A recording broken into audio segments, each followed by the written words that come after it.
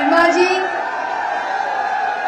हमारी चेयरमैनी की कैंडिडेट सुमन वर्मा जी, अमित प्रताप सिंह जी, बलबीर सिंह जी, अमृता गुप्ता जी, राजू राजपूत जी, आशु वर्मा जी,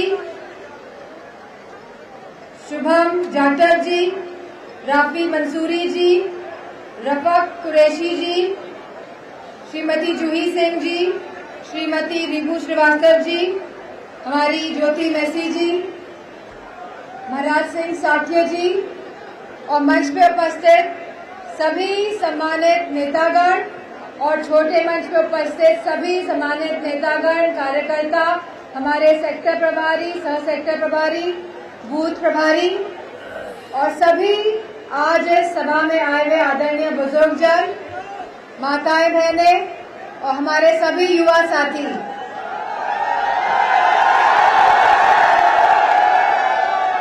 सबसे पहले तो आप सभी का बहुत बहुत आभार कि आज आप सब यहाँ पे आए हैं और आपने सभा को सफल बनाने का जो कार्य किया है, आप सभी को बहुत बहुत धन्यवाद।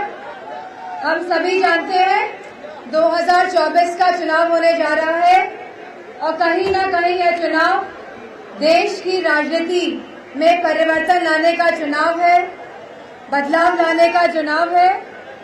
आज जो देश के हालात हैं, हम सभी जानते हैं कि सभी वर्ग, चाहे हमारा युवा वर्ग हो, चाहे हमारा किसान वर्ग हो, चाहे हमारी महिलाएं हो और चाहे हमारा जवान हो, कहीं ना कहीं सभी लोग आज अपने आप को उपेक्षित महसूस कर रहे हैं।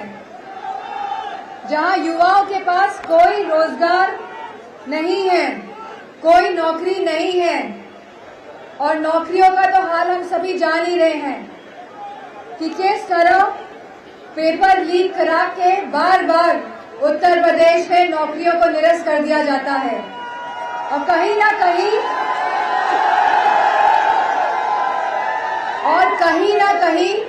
यह एक षड्यंत्र के तहत किया जा रहा है, क्योंकि आप सब अगर नौकरी पा जाएंगे तो कहीं ना कहीं आरक्षण को भी लागू करना पड़ेगा। तो यह सरकार जो संविधान के खिलाफ है और लगातार जो लोकतंत्र के खिलाफ काम करती रही है, हमने देखा है कि पूरे देश में किस तरह दबाव की राजनीति का प्रयोग हो रहा है।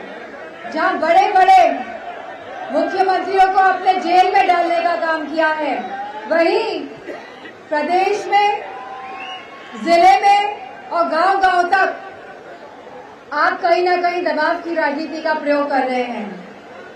आपने जिस तरह मेयर के चुनाव में पंजाब में धांधली करी, उसी तरह आपने मैनपुरी में भी हमारे मेयर के चुनाव के प्रत्याशी सुमन वर्मा जी को हराया। हमारे अरुण गुप्ता जी को हराया और दीक्षित जी को भी आपने हराया। और यही नहीं, आपने सम्मानजनक व्यवहार भी नहीं किया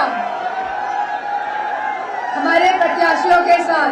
तो कहीं ना कहीं जहां आपने वोट की लूट करी, वही कहीं ना कहीं जहां आप सबने वोट की लूट करी और अपने लोगों को जिताने का जो काम किया है, तो कहीं ना कहीं ये लोकतंत्र की हत्या भी है।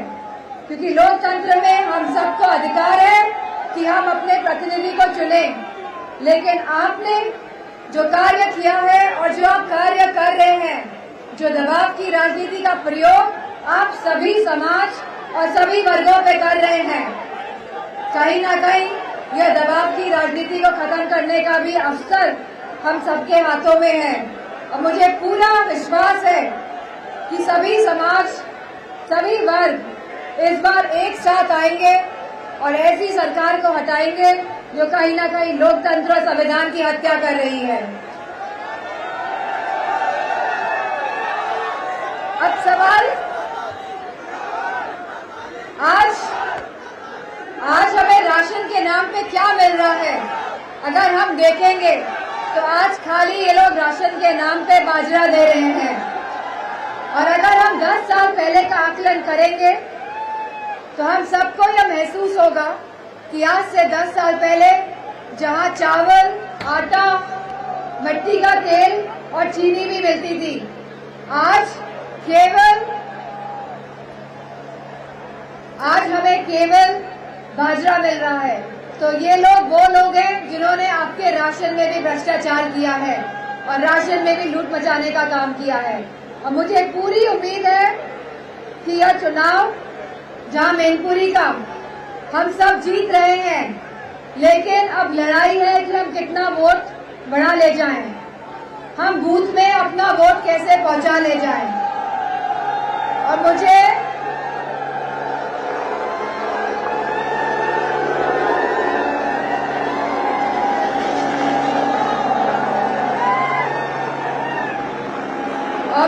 पूरा भरोसा है कि आपके सहयोग से, आपके साथ से मैनपुरी को भारी मतों से जीत ही रहे हैं। जीत रहे हैं कि नहीं जीत रहे हैं?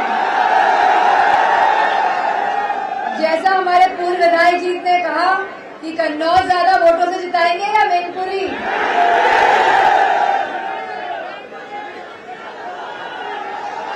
कन्नौज या मैनपुरी? कन्नौज या मैनपुरी? तो मैं कहती हूँ कि अब इसको क्या कहते हैं? त्रिवाचा। त्रिवाचा हो गया कि नहीं हो गया?